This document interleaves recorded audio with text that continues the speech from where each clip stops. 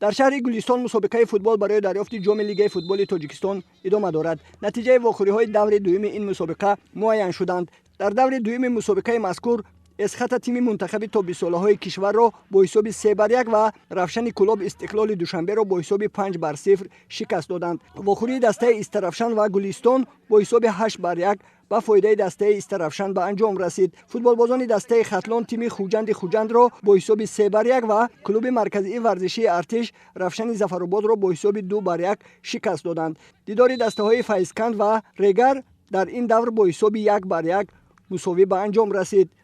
این مسابقه خیلی مسابقه نغز است.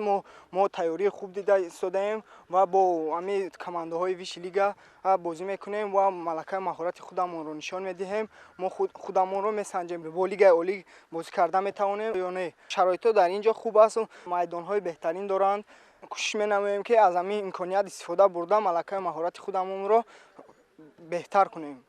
در دور سوم مسابقه که سنه 16 مارس برگزار می شود، رگر با اسخط تیم منتخب تا 20 ساله‌های کشور با فیضکند، استرفشن با استقلال، رفشن کلوب با گلستان، کلوب ورزشی مرکزی ارتش با خطلان و خوجند با رفشن ظفرآباد وا می‌خورند. بعد دور سوم مسابقه بهترین دسته ها به قسم نهایی آن راه خط پیدا می‌کنند.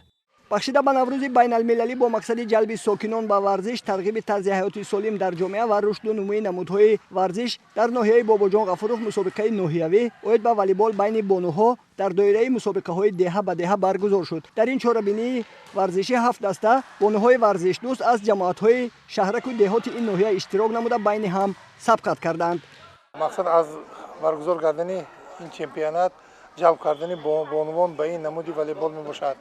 از ناحیه باباجان غفورov 7 دسته بهترین جماعت و شهرک اشتراک کردند که این دسته های جماعت اسماعیل، جماعت خیسکیور، جماعت شهرک باباجان غفورov، کالج طبی ناحیه باباجان غفورov میباشد. چمپیونات ولایتی اوید به نمودی والیبال بین بانوان از سنه 28 مارس تا 1 اپریل شده میگذارد که این در این مسابقه دسته یکچین ناحیه اشتراک میکنند و دور جمهوریویش از سنه 1 تا 5 اپریل سال روان در شهر دوشنبه شده میگذارد.